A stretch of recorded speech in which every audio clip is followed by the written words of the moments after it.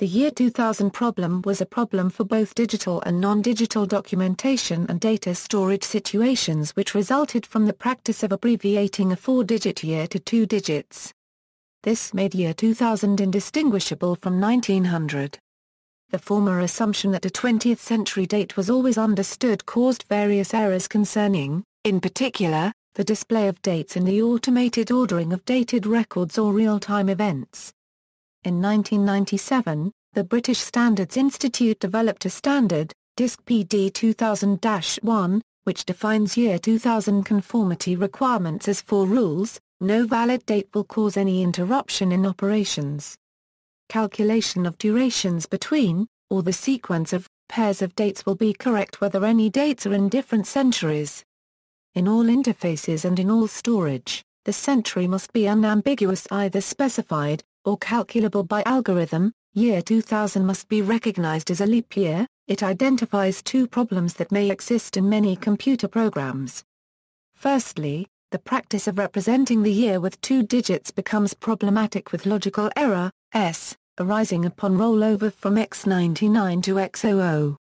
This has caused some date-related processing to operate incorrectly for dates and times on and after January 1, 2000, and on other critical dates which were build event horizons. Without corrective action, long working systems would break down when a 97, 98, 99, 00 ascending numbering assumption suddenly became invalid. Secondly, some programmers had misunderstood the rule that determines whether years that are exactly divisible by 100 are not leap years, and assumed the year 2000 would not be a leap year. Although most years divisible by 100 are not leap years, if they are divisible by 400 then they are. Thus the year 2000 was a leap year. Companies and organizations worldwide checked, fixed, and upgraded their computer systems. The number of computer failures that occurred when the clocks rolled over into 2000 in spite of remedial work is not known. Amongst other reasons is the reticence of organizations to report problems. Background: Y2K is a numeronym and was the common abbreviation for the year 2000 software problem. The abbreviation combines the letter Y for year, and K for the SI unit prefix kilo meaning 1000. Hence, 2K signifies 2000. It was also named the Millennium bug because it was associated with a popular rollover of the millennium, even though the problem could have occurred at the end of any ordinary century. The year 2000 problem was the subject of the early book, Computers in Crisis by Jerome and Marilyn Murray. The first recorded mention of the year 2000 problem on a Usenet news group occurred Friday 18 January 1985, by Usenet poster Spencer Bowles. The acronym Y2K has been attributed to David Eddy, a Massachusetts programmer, in an email sent on June 12, 1995. He later said, "People were calling it CDC, FADL and other names." Many computer programs stored years with only 2 decimal digits. For example, 1980 would be stored as 80.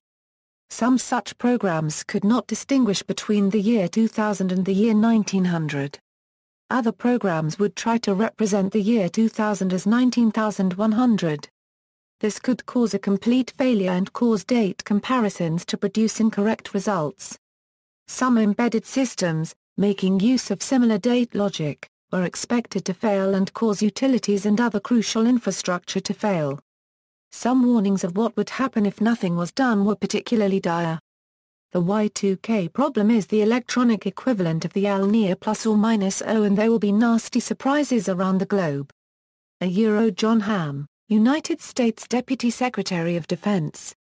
Special committees were set up by governments to monitor remedial work and contingency planning, particularly by crucial infrastructures such as telecommunications, utilities and the like, to ensure that the most critical services had fixed their own problems and were prepared for problems with others. While some commentators and experts argued that the coverage of the problem largely amounted to scaremongering, it was only the safe passing of the main event horizon itself, January 1, 2000, that fully quelled public fears. Some experts who argued that scaremongering was occurring, such as Ross Anderson, professor of security engineering at the University of Cambridge Computer Laboratory, have since claimed that despite sending out hundreds of press releases about research results suggesting that the problem was not likely to be as big a problem as some had suggested, they were largely ignored by the media. Programming problem. The practice of using two-digit dates for convenience predates computers, but was never a problem until stored dates were used in calculations. The need for bit conservation. In the first half of the 20th century, well before the computer era, business data processing was done using unit record equipment and punched cards, most commonly the 80-column variety employed by IBM, which dominated the industry. Many tricks were used to squeeze needed data into fixed-field 80-character records. Saving 2 digits for every date field was significant in this effort. In the 1960s, computer memory and mass storage were scarce and expensive. Early core memory cost $1 per bit. Popular commercial computers, such as the IBM 1401, shipped with as little as 2 kbytes of memory. Programs often mimic card processing techniques. Commercial programming languages of the time, such as COBOL and RPG, processed numbers in their character representations. Over time the punched cards were converted to magnetic tape and then disk files, but the structure of the data usually changed very little. Data was still input using punched cards until the mid-1970s. Machine architectures, programming languages and application designs were evolving rapidly. Neither managers nor programmers of that time expected their programs to remain in use for many decades. The realization that databases were a new type of program with different characteristics had not yet come. There were exceptions, of course.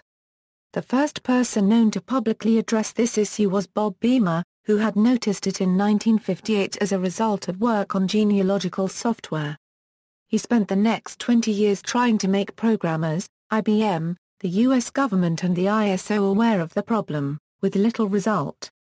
This included the recommendation that the COBOL picture clause should be used to specify 4-digit years for dates. Despite magazine articles on the subject from 1970 onward, the majority of programmers and managers only started recognizing Y2K as a looming problem in the mid-1990s, but even then, inertia and complacency caused it to be mostly unresolved until the last few years of the decade. In 1989, Eric Nagan was instrumental in ensuring that Internet mail used 4-digit representations of years by including a strong recommendation to this effect in the Internet Host Requirements document RFC 1123. Saving space on stored dates persisted into the Unix era, with most systems representing dates to a single 32-bit word, typically representing dates as elapsed seconds from some fixed date. Resulting bugs from date programming. Storage of a combined date and time within a fixed binary field is often considered a solution, but the possibility for software to misinterpret dates remains because such date and time representations must be relative to some known origin. Rollover of such systems is still a problem but can happen at varying dates and can fail in various ways. For example, the Microsoft Excel spreadsheet program had a very elementary Y2K problem. Excel incorrectly set the year 1900 as a leap year for compatibility with Lotus 1-2-3. In addition, the years 2100, 2200, and so on, were regarded as leap years. This bug was fixed in later versions, but since the epoch of the Excel timestamp was set to the meaningless date of 0 January 1900 in previous versions, the year 1900 is still regarded as a leap year to maintain backward compatibility. In the C programming language, the standard library function to extract the year from a timestamp returns the year -1900. Many programs using functions from C, such as Perl and Java, two programming languages widely used in web development, incorrectly treated this value as the last 2 digits of the year. On the web this was usually a harmless presentation bug, but it did cause many dynamically generated web pages to display January 1, 2000 as 100, 19100, 1100, or other variants, depending on the display format. JavaScript was changed due to the concerns of the Y2K bug, and the return value for years changed and thus differed between versions, from sometimes being a 4-digit representation and sometimes a 2-digit representation, forcing programmers to rewrite already working code to make sure web pages worked for all versions. Older applications written for the commonly used Unix source code control system failed to handle years that began with the digit 2. In the Windows 3.x file manager, dates displayed as 119.0 for 12,000. An update was available. Some software, such as Math Blaster Episode I, in search of spot, which only treats years as 2-digit values instead of 4, will give a given year as 1900, 1901, as so on, depending on the last 2 digits of the present year. Date bugs similar to Y2K. September 9, 1999, even before January 1, 2000 arrived, there were also some worries about September 9, 1999. Because this date could also be written in the numeric format 999, it could have conflicted with the date value 9999, frequently used to specify an unknown date. It was thus possible that database programs might act on the records containing unknown dates on that day. Data entry operators commonly entered 9999 into required fields for an unknown future date in order to process computer forms using CICS software. Somewhat similar to this is the end-of-file code 9999, used in older programming languages. While fears arose that some programs might unexpectedly terminate on that date, the bug was more likely to confuse computer operators than machines. Leap years, mostly. A year is a leap year if it is evenly divisible by 4. A year divisible by 100, however, is not a leap year on the Gregorian calendar unless it is also divisible by 400. For example, 1600 was a leap year, but 1700, 1800 and 1900 were not. Some programs may have relied on the oversimplified rule that a year divisible by 4 is a leap year. This method works fine for the year 2000, and will not become a problem until 2100, when older legacy programs will likely have long since been replaced. Other programs contained incorrect leap year logic, assuming for instance that no year divisible by 100 could be a leap year.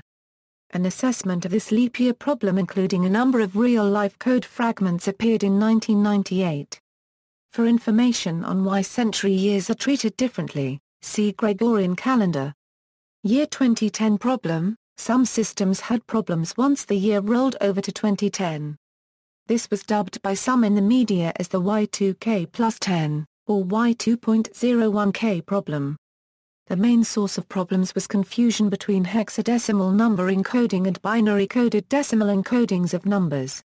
Both hexadecimal and BCD encode the number 0 a 9 as 0x0 a 0x9. But BCD encodes the number 10 as 0x10, whereas hexadecimal encodes the number 10 as 0x0a. 0x10 interpreted as a hexadecimal encoding represents the number 16.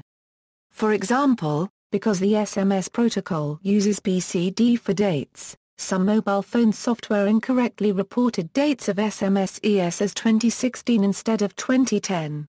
Windows Mobile is the first software reported to have been affected by this glitch. In some cases WM6 changes the date of any incoming SMS message sent after January 1, 2010 from the year 2010 to 2016. Other systems affected include FTPS terminals, and the PlayStation 3. The most important occurrence of such a glitch was in Germany, where upwards of 20 million bank cards became unusable, and with Citibank Belgium, whose Digipass customer identification chips failed. Year 2038 problem.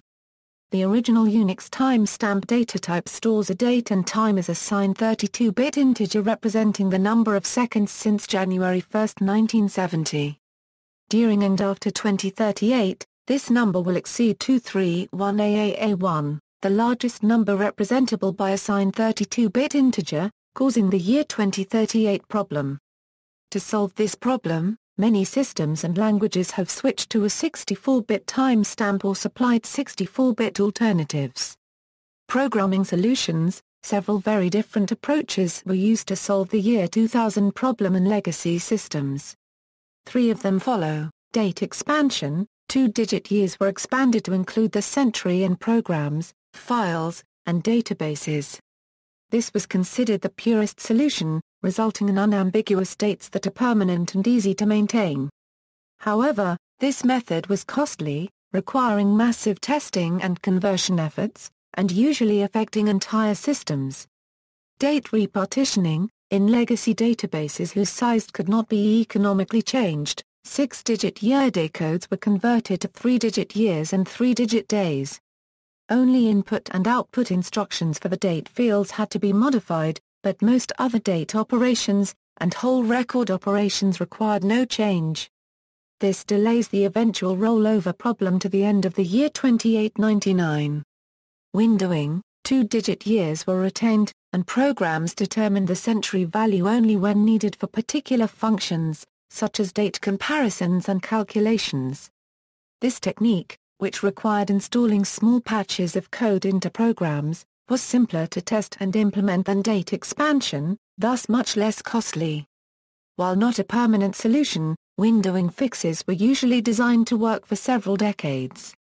This was thought acceptable, as older legacy systems tend to eventually get replaced by newer technology.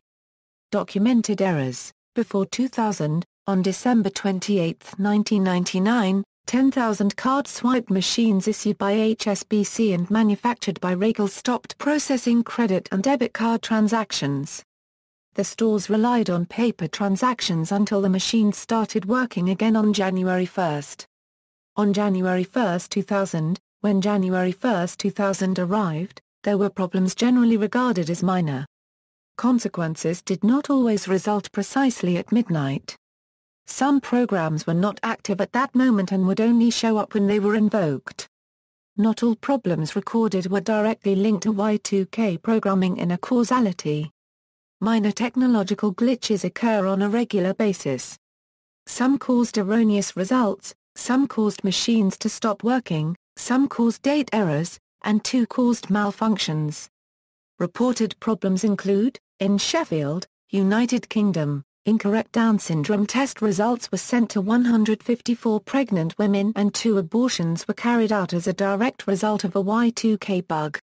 4 Down syndrome babies were also born to mothers who had been told they were in the low-risk group. In Ishikawa, Japan, radiation monitoring equipment failed at midnight. However, officials stated there was no risk to the public. In Onagawa, Japan, an alarm sounded at a nuclear power plant at 2 minutes after midnight. In Japan, at 2 minutes past midnight, Osaka Media Port, a telecommunications carrier, found errors in the date management part of the company's network. The problem was fixed by 0243 and no services were disrupted. In Japan, NTT Mobile Communications Network, Japan's largest cellular operator, reported on January 1, 2000, that some models of mobile telephones were deleting new messages received, rather than the older messages, as the memory filled up. In Australia, bus ticket validation machines in 2 states failed to operate. In the United States, 150 slot machines at racetracks in Delaware stopped working. In the United States, the U.S. Naval Observatory, which runs the master clock that keeps the country's official time, gave the date on its website as January 1, 19100. In France, the National Weather Forecasting Service, Météo France, said a Y2K bug made the date on a web page show a map with Saturday's weather forecast as 01191000. This also occurred on other websites, including at .net, at the time a general-purpose portal site primarily for AT&T WorldNet customers in the United States. Government responses: Bulgaria, although only 2 digits are allocated for the birth year and the Bulgarian National Identification Number, the year 1900 problem and subsequently the Y2K problem were addressed by the use of unused values above 12 in the month range. For all persons born before 1900, the month is stored as calendar month plus 20, and for all persons born after 1999, the month is stored as calendar month plus 40. Uganda, the Uganda government responded to the Y2K threat by setting up a Y2K task force. In August 1999, an independent international assessment by the World Bank International Y2K Cooperation Center found that Uganda's website was in the top category as highly informative. This put Uganda in the top 20 out of 107 national governments, and on a par with the United States, United Kingdom, Canada, Australia and Japan, and ahead of Germany, Italy, Austria, Switzerland, which were rated as only somewhat informative. The report said that countries which disclose more Y2K information will be more likely to maintain public confidence in their own countries and in the international markets.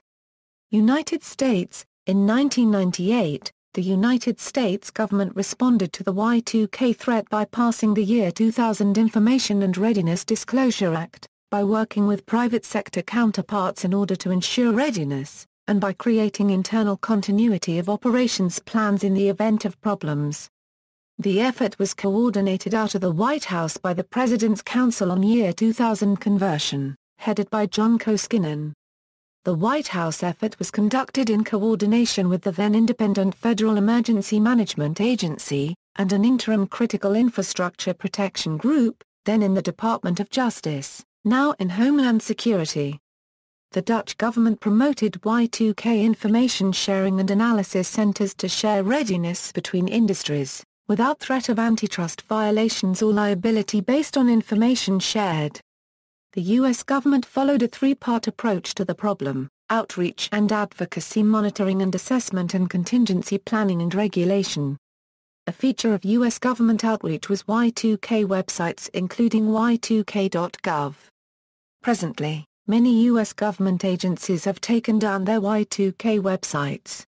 Some of these documents may be available through National Archives and Records Administration or the Wayback Machine. Each federal agency had its own Y2K task force which worked with its private sector counterparts. The FCC had the FCC Year 2000 Task Force. Most industries had contingency plans that relied upon the Internet for backup communications. However, as no federal agency had clear authority with regard to the Internet at this time, no agency was assessing the readiness of the Internet itself. Therefore, on July 30, 1999, the White House held the White House Internet Y2K Roundtable. Norway and Finland changed their national identification number, to indicate the century in which a person was born. In both countries the birth year was indicated with 2 digits only. However, a similar problem already existed, the year 1900 problem, about distinguishing between people born in the 20th or 19th century, so the timing was more because of the Y2K attention than a solution to a new problem.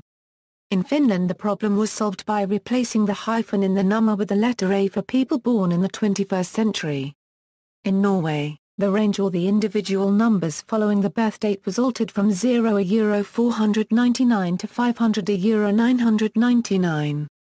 International cooperation. The International Y2K Cooperation Center was established at the behest of national Y2K coordinators from over 120 countries when they met at the first global meeting of national Y2K coordinators at the United Nations in December 1988. Y2KCC established an office in Washington, D.C. in March 1999. Funding was provided by the World Bank, and Bruce W. McConnell was appointed as director. Y2KCC's mission was to promote increased strategic cooperation and action among governments, peoples, and the private sector to minimize adverse Y2K effects on the global society and economy. Activities of Y2KCC were conducted in 6 areas: national readiness, promoting Y2K programs worldwide, regional cooperation, promoting and supporting coordination within defined geographic areas, sector cooperation, promoting and supporting coordination within and across defined economic sectors, continuity and response cooperation, promoting and supporting coordination to ensure essential services and provisions for emergency response, information cooperation, promoting and supporting international information sharing and publicity, facilitation and assistance, organizing global meetings of Y2K coordinators and to identify resources. Y2KCC closed down in March 2000. Private sector response. the United States established the year 2000 Information and Readiness Disclosure Act, which limited the liability of businesses who had properly disclosed their Y2K readiness. Insurance companies sold insurance policies covering failure of businesses due to Y2K problems. Attorneys organized and mobilized for Y2K class action lawsuits. Survivalist-related businesses anticipated increased business in the final months of 1999 in an event known as the Y2K Scare.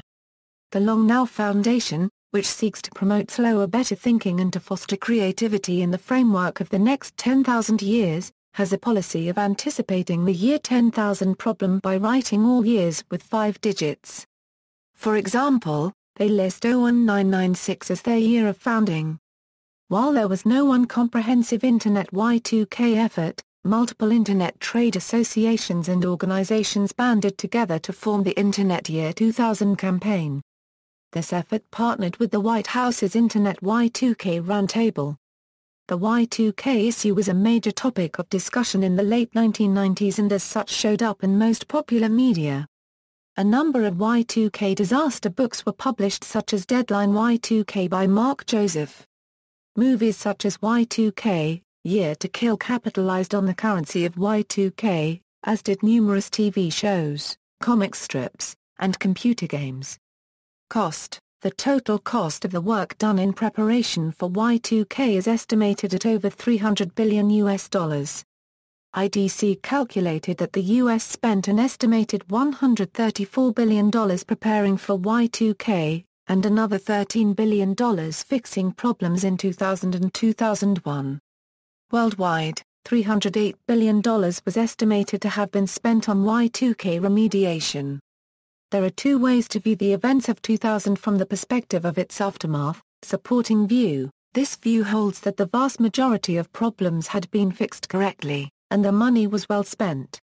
The situation was essentially one of preemptive alarm.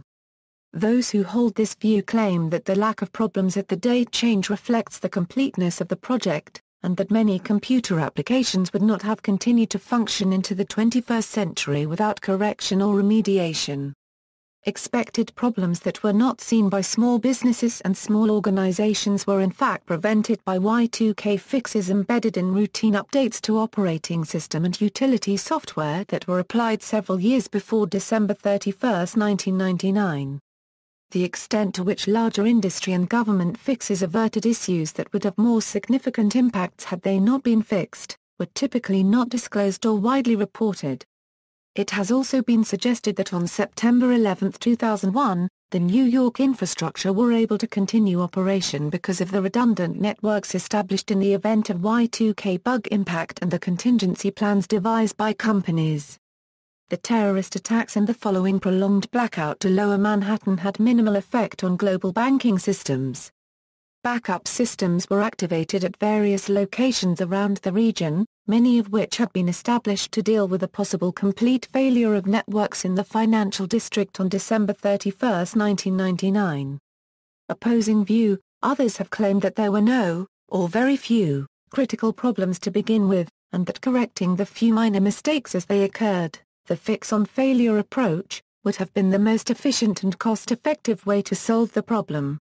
Editorial writing in the Wall Street Journal called Y2K an end-of-the-world cult, and the hoax of the century. This opposing view was bolstered by a number of observations.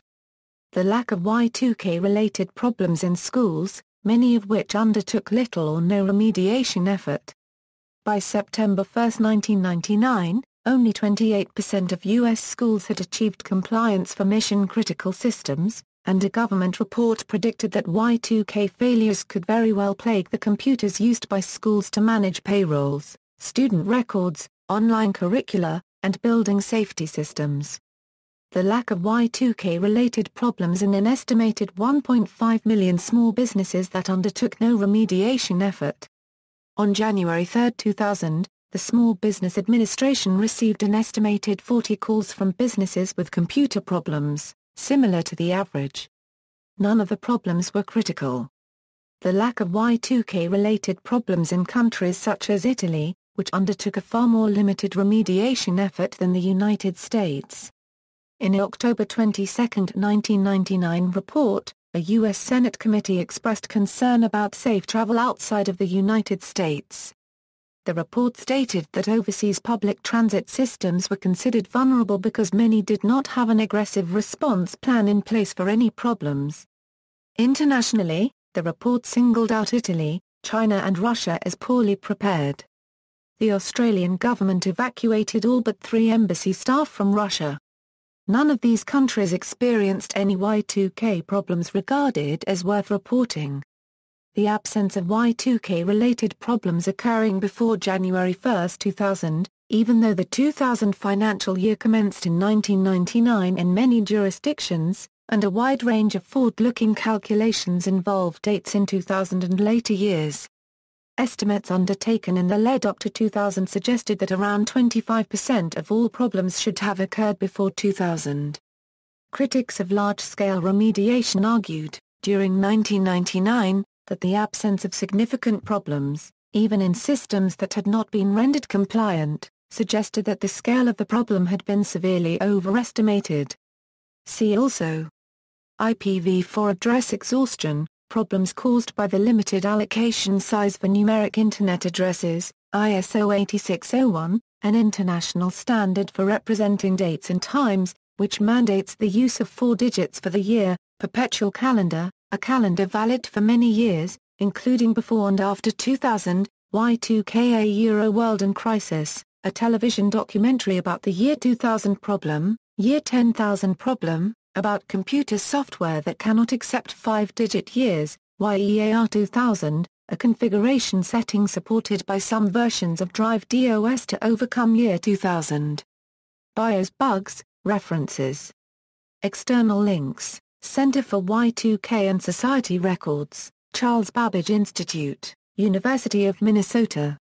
Documents: activities of Center for Y2K and Society working with non-profit institutions and foundations to respond to possible societal impacts of the Y2K computer problem, helping the poor and vulnerable as well as protecting human health and the environment.